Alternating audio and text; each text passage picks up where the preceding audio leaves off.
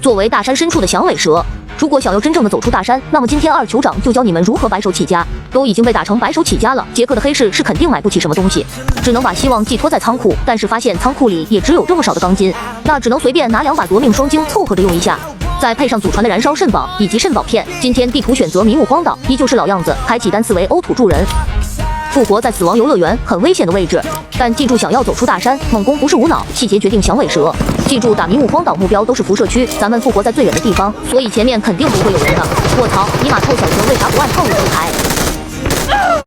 家族秘术绘图转生来到老家，这个位置记住有句古话说得好，鹬蚌相争，刚劲得利。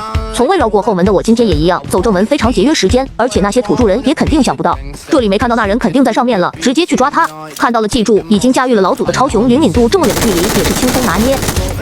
倒了之后直接压过来，不要给喘息的机会。先观察一下四周，没看到的话直接把他队友补掉，就肯定会出现的。闻到脚气了，就在左边直接取消换弹拉过去。记住咱们打左手位是不占优势的，一定要打闪身。控制好身位，多次磨血，再接一个骑老虎过马路，就能轻松拿下。鹬蚌相争，刚劲得利。卧槽，臭小子你也想个力是吧？快速使用黑曼巴摇摆去下面找一个安全的位置，再边观察敌人的动向，边打肾宝。正所谓留得青山在，不怕没柴烧。先跑路，咱们直接去下面当。它就是西部灵斑响尾蛇。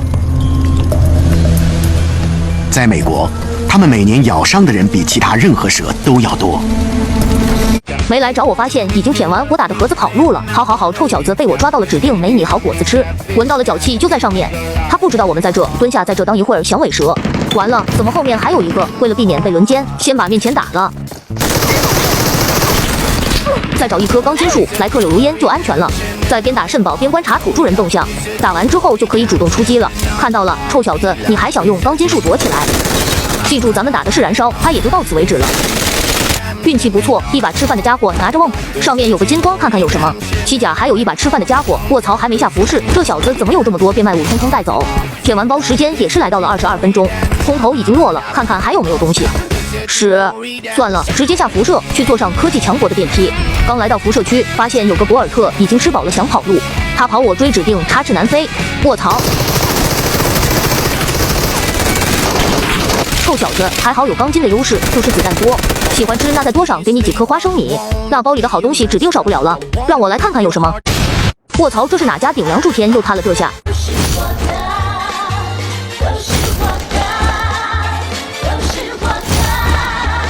好了，这下辐射也不用搜了，吃完直接跑路。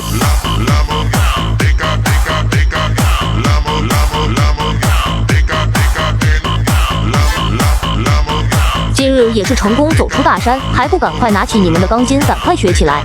OK， 也是成功走出大山，下课。